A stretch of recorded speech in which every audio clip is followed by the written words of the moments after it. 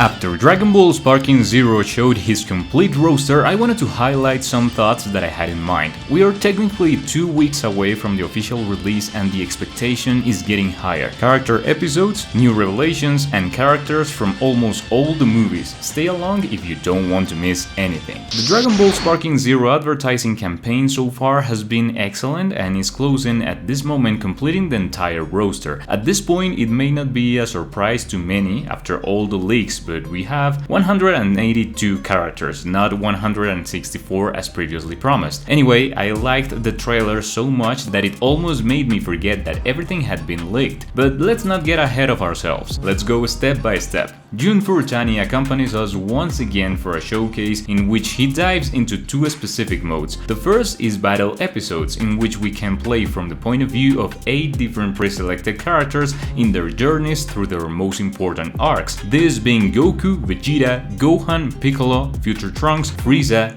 Goku Black, and Jiren. Some of these names sounded very logical to me, but Frieza? Goku Black? Jiren? It's going to be very interesting to see how that plays out, but in short, in this mode we'll have to live the conflicts in the life of said character and his participation in the story, like with Jiren in the Tournament of Power or Frieza in his own saga in Namek. This, according to Furutani, will give us a feeling of immersion in the arcs of each character and encourage us to try the different scenarios and secret cinematics that we'll find in this mode. It's something very similar to how the story mode was in Budokai 3, or even similar to the chapters by characters in One Piece Burning Blood.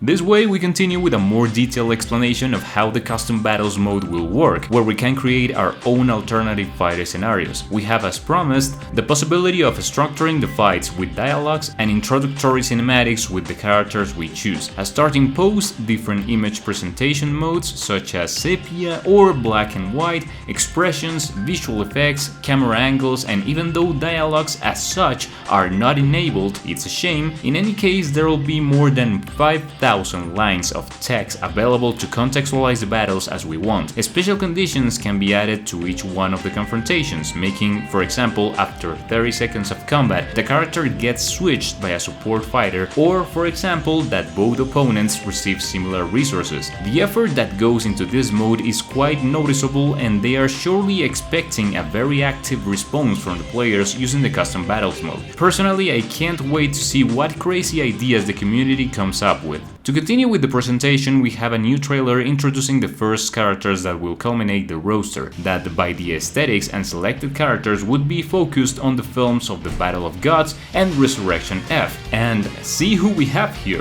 The Frieza soldier returns as one of those who, from what I can see, will be that type of filler opponent for certain parts of the story or the character episodes. We also have a glimpse at Golden Frieza and Gohan in the Resurrection F outfit, among a few glimpses at Super Trunks and his spirit sword kind of thing facing Zamasu. We also have more detailed presentations of characters who participate in the Tournament of Power, with the first appearance of Cave and his 2 transformations, Super Saiyan and Super Saiyan 2, in addition to Frost and Toppo in his God of Destruction transformation, all keeping a great presence with this characteristic style of Sparking Zero. In addition to all this, we are also able to see what appears to be Bergamo's techniques, Blue Vegeta's ultimate with this Suicide Explosive Wave, as well as Majin Vegeta, and one of Goku's special abilities in Ultra Instinct, directly taken from his fight with Jiren. If you're tired of games being too expensive, at Instant Gaming you can buy all the games you want at an incredible price. You even have the option to get pre-orders and gift cards with a big discount. I've been using it for several years now, and here are my latest purchases to show you guys that is completely legit, cheap, fast and safe. You can check it out in the link I leave you in the description down below. That would be a huge support for the channel. Let's get back to the video. But careful, because that wouldn't be all. Apparently, after the number of leaks that were spread all over the internet about the complete roster, these guys said, well, we have to show everything at once, why keeping something for ourselves? And they introduced us to all the characters that would not only complete the roster, but expand it, starting with Kid Goku and his iconic Grade A punch, this way opening the way to a great number of revelations coming from the Dragon Ball Z films, even showing the official cover more of this when showing them. Whoever came up with this advertising campaign had a very clear idea, very close to what the fans of this game series wanted to see from the beginning. It's quite impressive. This kind of nostalgic factors to familiarize the audience is very effective, especially with Budokai Tenkaichi. The selection of soundtrack, the shots used are all awesome. So we can see Broly in his different transformations, Cooler and his definitive transformation, Metal Cooler, Android 13, Garlic Jr.,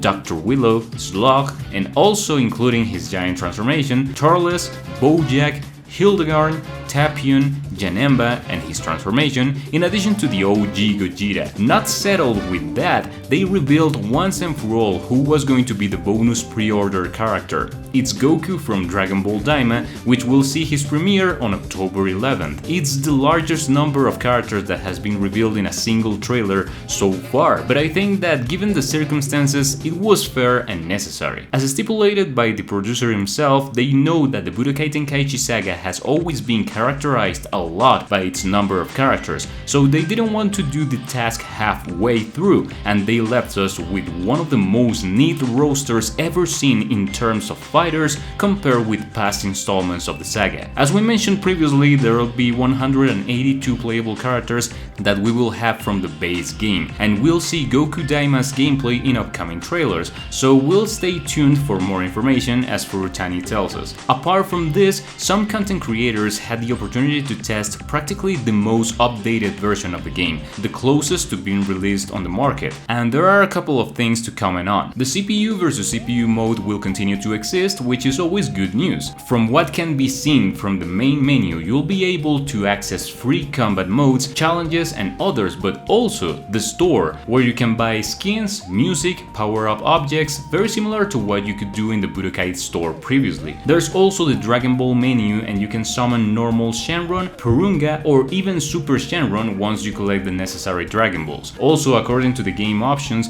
the voices are only in Japanese and English for now. Okay guys, in my personal opinion, this game has highly exceeded my expectations, at least in what has been shown so far. I feel that at all times it has kept its word about what it plans to give us and how it has all the intention of bringing back to life one of the most beloved sagas of anime video games of all time. Despite the fact that unfortunately the past days the rest of the roster was leaked without leaving room for surprise, and how spectacular it would have been to receive this trailer but without having seen any kind of leak, the game's advertising campaign in my opinion has been impressive. Unlike many other iconic game sagas that have come out in recent years, I feel that this one was handled with much greater integrity and love for the franchise. How the internet went crazy every time there was new information about the game and new trailers were released is a proof of that. You know that from day one we'll be here on the channel bringing you all the possible content related to the game when it's launched, its respective review,